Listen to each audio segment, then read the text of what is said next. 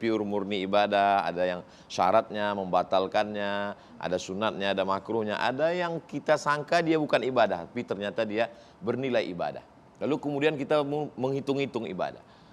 Tabungan kita sudah banyak, begitu kita cek saldo ternyata nol. Air yang sudah kita tampung dari air hujan, dari air sungai, dari air laut, sudah kita simpan di dalam tong yang besar. Begitu kita buka isinya ternyata terjadi kebocoran. Amal jadi sia-sia. Tema kita adalah banyak ibadah tapi sia-sia. Apa yang membuat ibadah ini jadi sia-sia, Habib? Banyak hal, Ustaz. Pertama syirik. Syirik. Menyekutukan Allah Subhanahu wa taala. Al-Imam As-Sanusi membagi syirik ini menjadi 6, bukan banyak. 1. Ada namanya syirkul istiqlal, seperti orang-orang Majusi mengatakan ada yang menciptakan kebaikan dan keburukan. Berarti ada 2 pencipta kan? Tuhan pencipta kebaikan, Tuhan pencipta keburukan. Berarti seimbang. Ya. Ini dihukumi musyrik dan kafir. Ada syirku tab'id. Syirik karena menganggap Tuhan ini tersusun. Ada oknum A, oknum B, oknum C bergabung jadi satu Tuhan. Ini juga syirik. Ada Tuhan syirku merger ya? merger. Beberapa Tuhan iya, merger. udah kayak perusahaan aja Tuhan. Ada namanya syirku taklid karena mengikuti ajaran nenek moyang yang bercanggah, berbeda. Bapak-bapak nenek moyang kami. Hakala. Kemudian ada yang disebut syirku takrib, menyembah patung, menyembah pokok pohon dengan alasan mendekatkan diri kepada Allah. Ada namanya syirkul asbab, minum obat batuk. Wah, obat batuk kalau tidak ada kamu satu-satunya, akhirnya jatuh juga ke dalam kesyirikan. Syirik juga. Syirik juga. Menyembah uang, ahwa, hawa nafsu. Ada disebut terakhir syirkul aghrad, yakni punya tujuan selain Allah SWT. Pergi haji tapi ada tujuan pelesiran. Pergi umroh tapi supaya bisa ketemu Ustaz Abdul Somad. Itu rusak, juga rusak habis. Yang kedua ada namanya ria. Ria ini takut diejek orang. Saya nggak mau sedekah terang-terangan karena takut diejek orang. Padahal berapa banyak Allah sampaikan dalam Al-Quran kita diperintahkan untuk bersedekah sirra wa alaniyah. Baik secara sembunyi maupun terang-terangan. Kemudian yang ketiga sombong. Kata Allah Subhanahu wa taala dalam hadis qudsi, al-'azamatu ridai wal kibriya izari famanaza'ani an wahidin minhuma adkhaltuhu nar.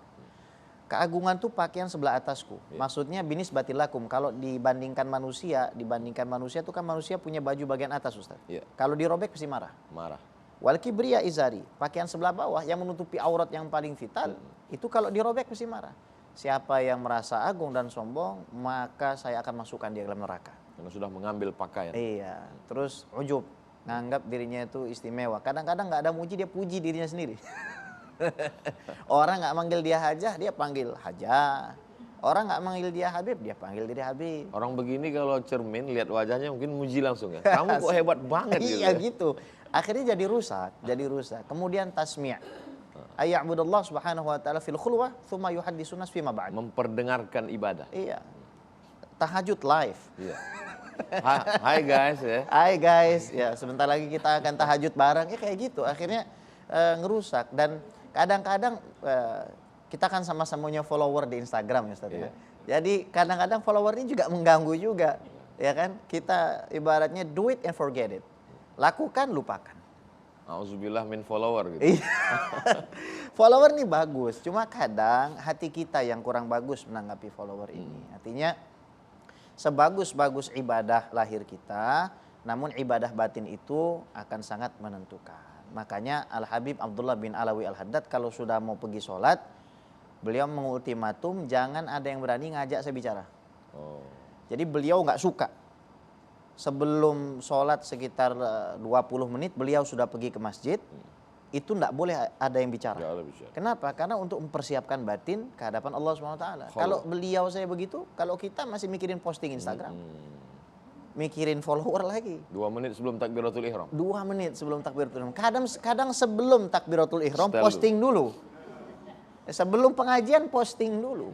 Nah, ini kadang-kadang juga. Baru ngangkat handphonenya jatuh. Iya begitu Ustaz. Jadi memang banyak hal. Tapi menurut Ustaz sendiri kira-kira apa nih yang bisa menyelamatkan kita nih dari penyakit-penyakit yang melanda umat akhir zaman ini? Kalau ana simpel aja, Bib. Kan kata Nabi, siapa yang hidup setelah aku di akhir zaman ini banyak sekali goncang-goncangan. Saya ikhtilafan katsira. Allah. Yang selamat itu kitab Allah, berpegang dengan kitabku. Allah. Wa itrat ahli baiti, dan keturunan. Masya Alhamdulillah saya berpegang kepada Al-Quran dan kepada zuriat Nabi Muhammad SAW yang duduk bersama kita hari ini, Sayyidi Al-Habib Gez Assegaf. Mudah-mudahan Habib panjang umur, sehat badan, masih bisa membimbing umat ini. Ibu-ibu, kalau Habib di luar Ramadan ngisi pengajian, ibu senang ya? Senang semua, alhamdulillah. Mereka pencinta para habaib zuriat Rasulullah SAW. Amal yang sudah rusak ini bisa diperbaiki nggak, Habib? Amal yang sudah rusak bisa diperbaiki dengan taubat. Taubat. Makanya Imam Sya'roni membagi taubat jadi 8. 8 level. Ada tobat dari dosa besar, tobat dari dosa kecil, tobat dari hal makruh. Contoh, makan bawang mentah, kemudian sholat. Itu harus ditaubatin. Nanti orang takbiratul ihram, Allahu Akbar, Allah. Baunya luar biasa tuh. Jadi bau jigong kan, ngerusak ibadah orang lain. Itu harus ditaubati. Ada juga at-taubah min rayatil ula min khilafil aula min rayatil hasanat. Jadi taubat dari khilaful aula. Artinya menyelisih yang utama. Misal tidak sholat duha. Itu pun harus taubat. Artinya ketidakikhlasan kita, kekurangan kita di dalam ibadah itu bisa kita tutup. Innal hasanat yudhibna sayyi'at. Kebaikan kita harus diperbanyak, harus diperlebih supaya nanti bolong-bolong itu bisa kita tambal dengan amal soleh kita. Masya Allah, barakallah. Allah barik fikum. Sementara kita menikmati santap sahur, saya yakin dan percaya selama beberapa menit ini banyak sekali yang ingin ibu. Apa ibu ada pertanyaan? Masya Allah banyak sekali. Tak mungkin kita semua bisa tampung. Baik, kita pilih salah satu dari ibu. Silakan ibu.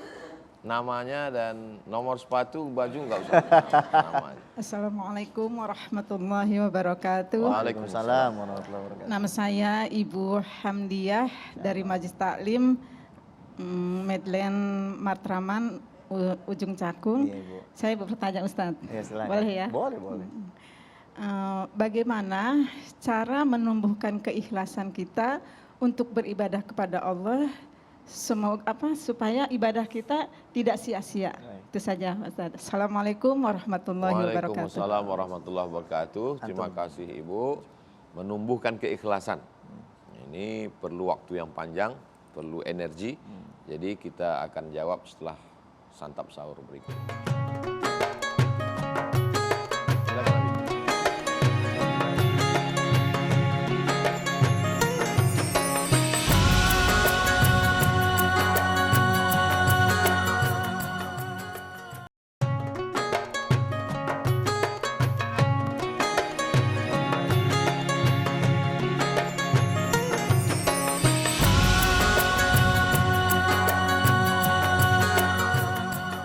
Alhamdulillah jamaah dimanapun berada, yang ada di studio, yang saat menantikan keberkahan.